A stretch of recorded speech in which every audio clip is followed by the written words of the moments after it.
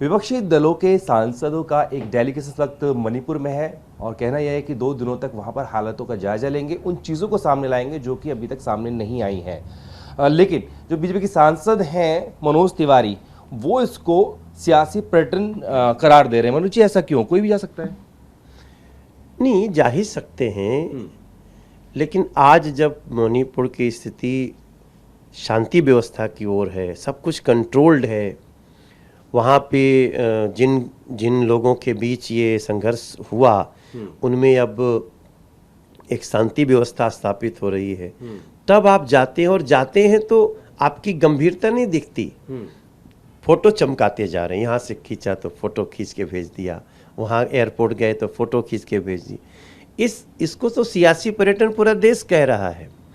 रही बात, आप अगर गंभीर होते तो देश के गृह मंत्री जो स्वयं इस समस्या को एड्रेस करने के लिए मणिपुर गए, मणिपुर में 3 दिन का प्रवास किया उन्होंने और सारी चीजों को नियंत्रण करके यहाँ आए। जो बाद में वीडियो वायरल हुआ वो तो आपको पता ही है, उसी दौरान का था जब एकदम शुरुआती दौर का था।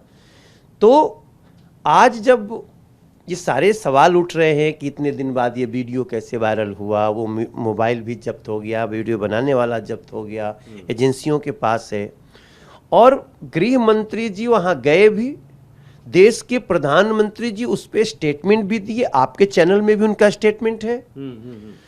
गृह मंत्री सदन के बाहर का है, सदन के अंदर हो तो स्टेटमेंट है ना, स्टेटमेंट तो है जी जी। आजकल भी सदन के अंदर तो गृह मंत्री जी बयान देंगे ना।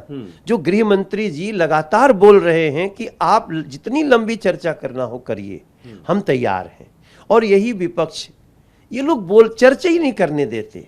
हम चाहते हैं कि मणिपुर की चर्चा हो, और हम ये भी चाहते हैं कि मणिपुर के साथ साथ ऐसी घटनाएं जो राजस्थान में हुआ, जहां राजस्थान के मिनिस्टर ने विधानसभा में ये कहा कि रेप में हमारा राज्य राजस्थान नंबर 1 है, लेकिन हम क्या करें, ये तो मर्दों का प्रदेश है।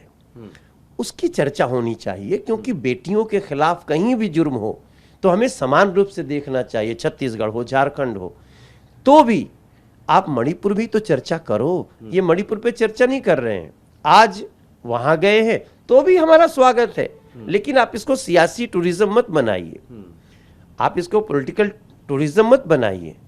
आप वहां की स्थिति को शांत करने में मदद करिए, आइए, पता करके आइए, हम स्वागत करते हैं। भी आशंका है कि इन दलों के जाने से शांति व्यवस्था बनी है, उस पर देखो, इनका नियत तो वहां की व्यवस्था को भड़काना है। अगर इनको शांत करना होता मणिपुर की बात को, तो ये संसद में सकारात्मक चर्चा करते। पहली बार गृह मंत्री जी बोल रहे, आओ चर्चा करो, लंबी से लंबी चर्चा करने को हम तैयार हैं, और ये चर्चा नहीं करते। मनोज जी, अधीर रंजन चौधरी जब जा रहे थे तो टीवी 9 से उनसे बात की, वो कह रहे थे सरकार तो कुंभकर्णी नींद में सो रही थी, विपक्ष ने उसको जगाने का काम किया है।